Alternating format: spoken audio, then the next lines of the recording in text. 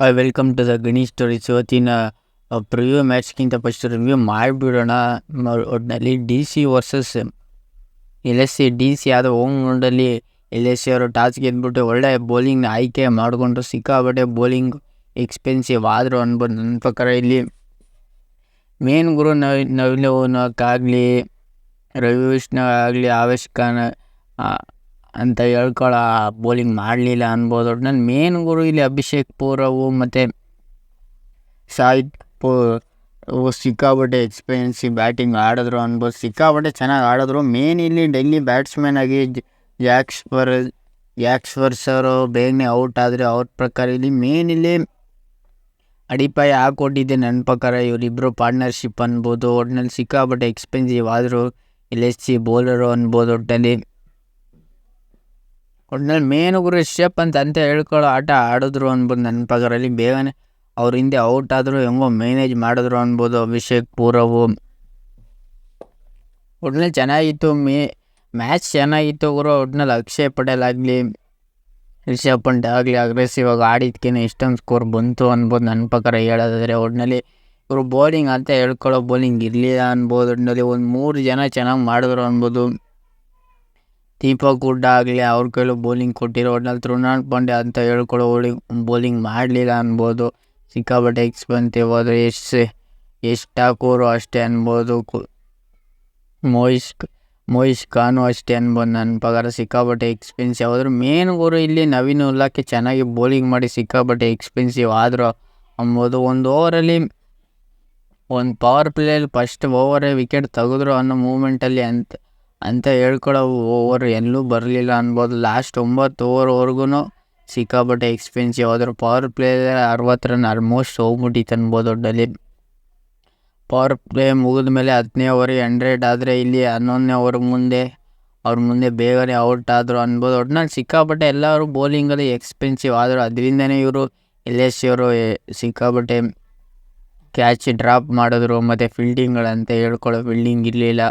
ಒಟ್ಟಿನಲ್ಲಿ 2-3 ಕ್ಯಾಚ್ಗಳನ್ನ ಬಿಟ್ಟರು ಅನ್ಬೋದು. ಒಟ್ಟಿನಲ್ಲಿ LSC ಅವರು ಇಷ್ಟೊಂದು ಎಕ್ಸ್ಪೆನ್ಸಿವ್ ಆದರು ಅಂತ ನಾನಂತೂ ಅಂದ್ಕೊಂಡಿರಲಿಲ್ಲ. ಒಂದು ಮೂಮೆಂಟಲ್ಲಿ ಎಲ್ಲೋ DC ಗೆಲ್ಲಲ್ಲ ಅಂದ್ಕೊಂಡಿದ್ದೆ. ಒಟ್ಟಿನಲ್ಲಿ ಆ ಮೂಮೆಂಟ್ನ ಚೇಂಜ್ ಮಾಡ್ಕೊಂಡಿದ್ದೆ ರಿಷಬ್ ಪಂತ್ ಅನ್ಬೋದು. ಹೋದ ಮ್ಯಾಚಲ್ಲಿ DC ರಿಷಬ್ ಪಂತ್ ಒಳಗಿದ್ರೆ ಮ್ಯಾಚ್ ಗೆಲ್ಲೋ ಮೂಮೆಂಟ್ ಸಿಕ್ಕಾಬಟ್ಟೆ ಎಕ್ಸ್ಪೆನ್ಸಿವ್ ಇದ್ರೂ ಆದ್ರೂ ನೆಕ್ಸ್ಟ್ ಲೆವೆಲ್ ಮ್ಯಾಚ್ ಇದ್ದಿದ್ದೆ ನನ್ನ ಪ್ರಕಾರ. ಈ ಮ್ಯಾಚಲ್ಲಿ ರಿಷಬ್ ಪಂತ್ ಒಳಗೆ ಬಂದಿದ್ದೆ ಕಾರಣ ಮ್ಯಾಚಿಗೆ ಗೆಲ್ಲಕ್ಕಾಯ್ತು ಅನ್ಬೋದು. ಇಲ್ಲ ಏನಾದ್ರು ರಿಷಬ್ ಪಂತ್ ಏನಾರು ಒಳಗೆ ಬರಲಿಲ್ಲ ಆದರೆ ಮ್ಯಾಚ್ ಗೆಲ್ಲಕ್ಕೆ ಸಿಕ್ಕಾಪಟ್ಟೆ ಕಷ್ಟಪಡ್ತಿದ್ರು ಅನ್ಬೋದು ನನ್ನ ಪ್ರಕಾರ. ಇಲ್ಲಿ 208 ಅಂತ ಹೇಳ್ಕೊಳ್ಳೋ ಮೊತ್ತ ಅಲ್ಲ, ಯಾಕೆಂದರೆ ಇಲ್ಲಿ ಮಿನಿಮಮ್ ಸ್ಕೋರ್ ಬಂದ್ಬಿಟ್ಟು 200.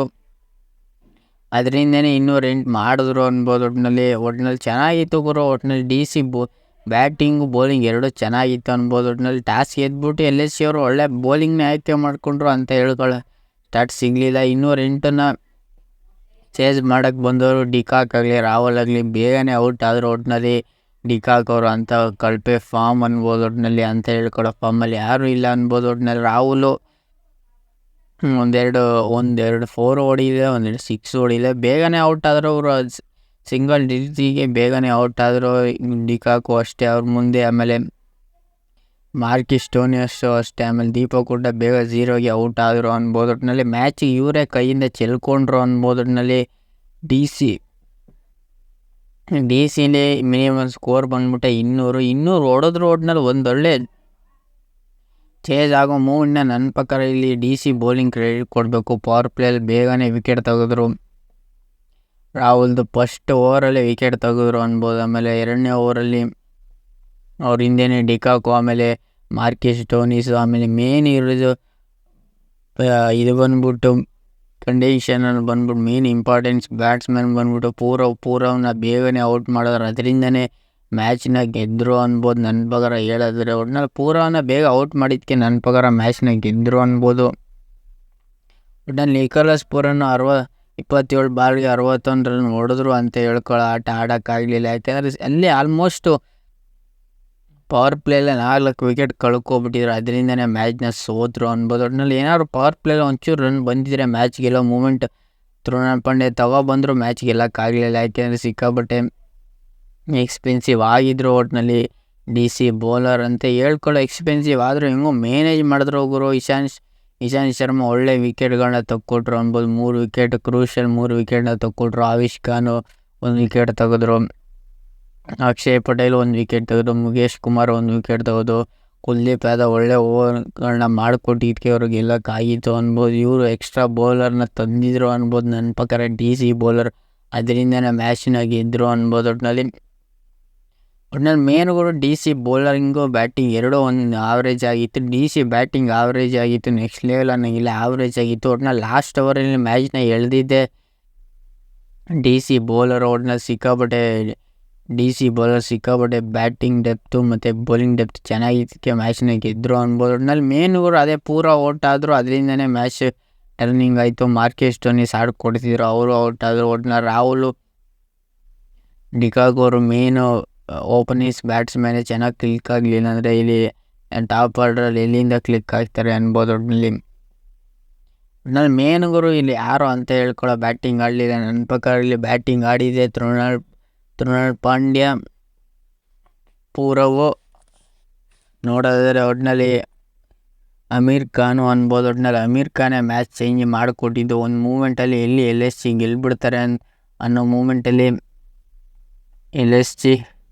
LSG batting ಮಾಡಿಕೊಟ್ಟಿದ್ದೆ. ನನ್ನ ಪ್ರಕಾರ ಇಲ್ಲಿ ಇಶಾಂತ್ ಶರ್ಮಾ ಒಳ್ಳೆ ವಿಕೆಟ್ಗಳನ್ನ ತಕ್ಕೊಟ್ಟಿದ್ದೆ. ಇಶಾಂತ್ ಶರ್ಮಾ ಅನ್ಬೋದು, ಅವರೇ ಮ್ಯಾಚ್ ಚೇಂಜಿಂಗ್ ಮಾಡಿಕೊಟ್ಟಿದ್ದು. ಆಮೇಲೆ ಮುಖೇಶ್ ಕುಮಾರ್ ಅಷ್ಟೇ, ಖಲೀಲ್ ಅಹ್ಮದ್ ಅಷ್ಟೇ, ಎಲ್ಲರೂ ಚೆನ್ನಾಗಿ ಬೌಲಿಂಗ್ ಮಾಡಿದ್ದಕ್ಕೆ ಗುರು ಮ್ಯಾಚ್ನ ಗೆದ್ದರು. ಒಳ್ಳೆ ಫೀಲ್ಡಿಂಗಲ್ಲಿ ಕ್ಯಾಚಿಂಗ್ಗಳನ್ನ ಚೆನ್ನಾಗಿ ಹಿಡಿದ್ರು, ಅದರಿಂದನೇ ಮ್ಯಾಚ್ನ ಗೆದ್ದರು ಅನ್ಬೋದು.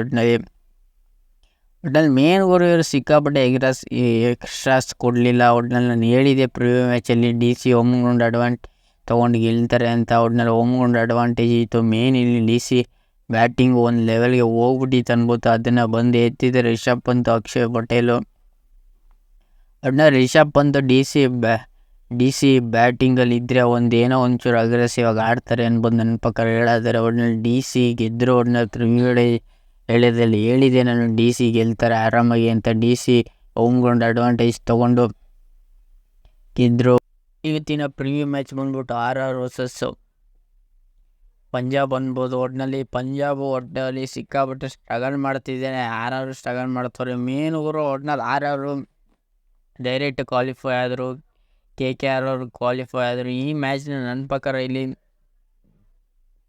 ಒಟ್ಟಿನಲ್ಲಿ ಯಾರು ಗೆದ್ದರೂ ಏನು ವ್ಯತ್ಯಾಸ ಆಗಲ್ಲ ಅನ್ಬೋದು. ನನ್ನ ಪ್ರಕಾರ ಒಂಚೂರು ಪಂಜಾಬ್ ಗೆದ್ರೆ ಒಂಚೂರು RCB ಯೂಸ್ಫುಲ್ ಆಗ್ಬೋದು. ಒಟ್ಟಿನಲ್ಲಿ ಯಾರು ಗೆದ್ದರೂ ಒಟ್ಟಿನಲ್ಲಿ RCB ಯೂಸ್ಫುಲ್ಲೇ ಗುರು ಅನ್ಬೋದು ನನ್ನ ಪ್ರಕಾರ ಇಲ್ಲಿ ಹೇಳೋದಾದರೆ. ಒಟ್ಟಿನಲ್ಲಿ ಇವರು ಮ್ಯಾಚ್ನ ಗೆದ್ಕೊಬರೋದು ನೋಡೋದಾದರೆ ಇಲ್ಲಿ 5 ಮ್ಯಾಚಲ್ಲಿ 3 ಮ್ಯಾಚ್ನ 2 ಮ್ಯಾಚ್ನ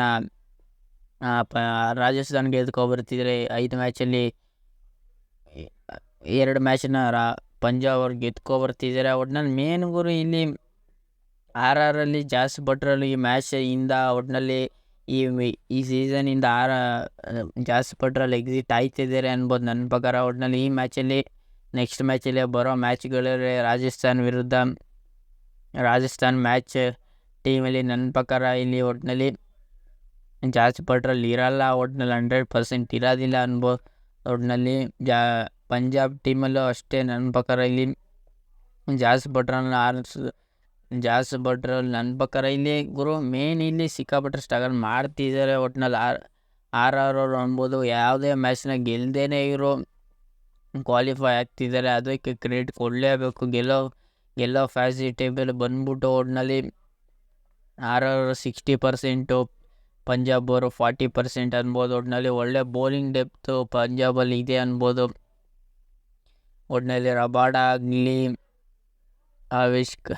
ಹರ್ಷಿತ್ ಸಿಂಗ್ ಆಗಲಿ ಎಲ್ಲರೂ ಚೆನ್ನಾಗಿ ಬೌಲಿಂಗ್ ಮಾಡ್ತಿದ್ದಾರೆ ಅನ್ಬೋದು ನನ್ನ ಪ್ರಕಾರ. ಇಲ್ಲಿ ಪಂಜಾಬಲ್ಲಿ ಒಳ್ಳೆ ಬೌಲಿಂಗ್ ಚೆನ್ನಾಗಿದೆ, ಬ್ಯಾಟಿಂಗ್ ಒಂಚೂರು ಸ್ಟ್ರಗಲ್ ಪಡ್ತಿದ್ದಾರೆ.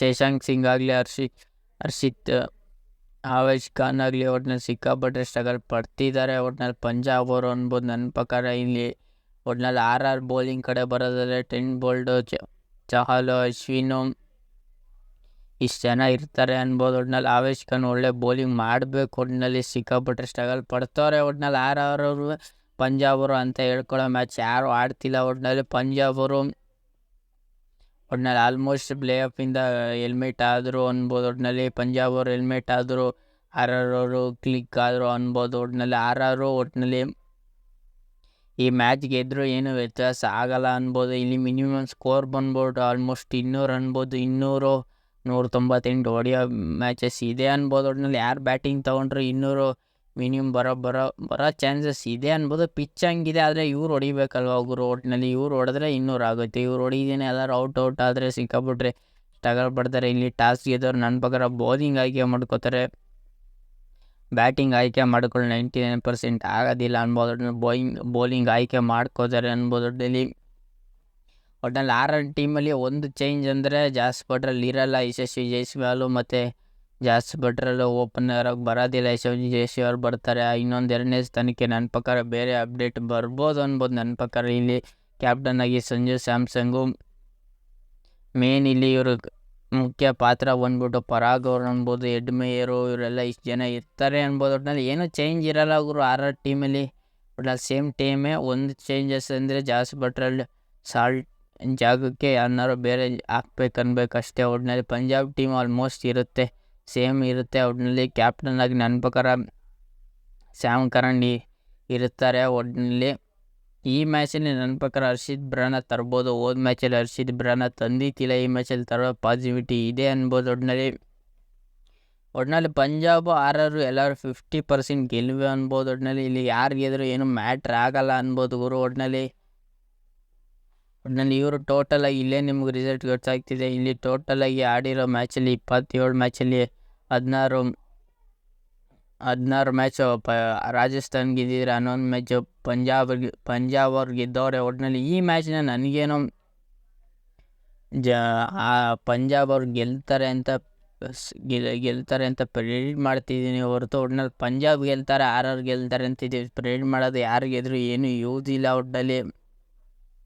ಒಟ್ಟಿನಲ್ಲಿ ಯಾರು ಗೆದ್ರು ಒಂಚೂರು RCB ಯೂಸ್ಫುಲ್ ಅನ್ಬೋದು. ಒಟ್ಟಿನಲ್ಲಿ ಗುರು ಮೇನು ಒಟ್ಟಿನಲ್ಲಿ ಪಂಜಾಬ್ ಗೆಲ್ತಾರೆ ಅಂತ ಪ್ರೆಡಿಕ್ಟ್ ಮಾಡ್ತಿದ್ದೀನಿ ಹೊರತು ಒಟ್ಟಿನಲ್ಲಿ ಪಂಜಾಬ್ ಗೆಲ್ತಾರೆ. ಒಟ್ಟಿನಲ್ಲಿ ಅಷ್ಟು ಈಸಿಯಾಗಿ ಅವ್ರು ಬಿಟ್ಕೊಡೋದಿಲ್ಲ. ಯಾಕೆಂದರೆ ಈಗ ಈ ಮ್ಯಾಚಲ್ಲಿ ಜಾಸ್ ಬಟ್ರಲ್ಲಿ ಇರೋ ಅಂದರೆ ಏನಾದ್ರು ಚೇಂಜಸ್ ಮಾಡಿ ಹೊಸ ಎನರ್ಜಿಯಾಗಿ ಬರ್ಬೋದು. ಹೇಳ್ಬೋದು, ಹೇಳೋಕ್ಕಾಗಲ್ಲ. ಒಟ್ಟಿನಲ್ಲಿ ಈ ಪ್ರೆಡಿಕ್ಷನ್ ನಿಮ್ಗೇನಾದ್ರು ಇಷ್ಟ ಲೈಕ್ ಶೇರ್ ಸಬ್ಸ್ಕ್ರೈಬ್ ಮಾಡ್ಕೊಳ್ಳಿ. ಮತ್ತು ರಿವ್ಯೂ ಮ್ಯಾಚು ಮಾಡಿದ್ದೀನಿ. DC ವರ್ಸಸ್ LSC ಮ್ಯಾಚ್ನ ರಿವ್ಯೂನು ಮಾಡಿದ್ದೀನಿ, ಪ್ರೆಡಿಕ್ಷನ್ನು ಮಾಡಿದ್ದೀನಿ. ಎರಡು ನೋಡಿ ಲೈಕ್ ಶೇರ್ ಸಬ್ಸ್ಕ್ರೈಬ್ ಮಾಡ್ಕೊಳ್ಳಿ. ಮತ್ತು ಪಂಜಾಬ್ ವರ್ಸಸ್ RRಲ್ಲಿ ಯಾರು ಗೆಲ್ತಾರೆ ಅಂತ ಕಮೆಂಟ್ ಮಾಡಿ. ಸುಮಾರು ಜನ ಸಬ್ಸ್ಕ್ರೈಬ್ ಮಾಡದೆ ನೋಡ್ತಿದ್ದೀರಾ, ಸಬ್ಸ್ಕ್ರೈಬ್ ಮಾಡಿ. ನೀವು ಒಂದೊಂದು ಸಬ್ಸ್ಕ್ರೈಬ್ ಮಾಡೋಕ್ಕೂ ನಮಗೆ ಒಂದೊಂದು ವೀಡಿಯೋ ಮಾಡೋಕ್ಕೂ ಯೂಸ್ಫುಲ್ ಆಗುತ್ತೆ.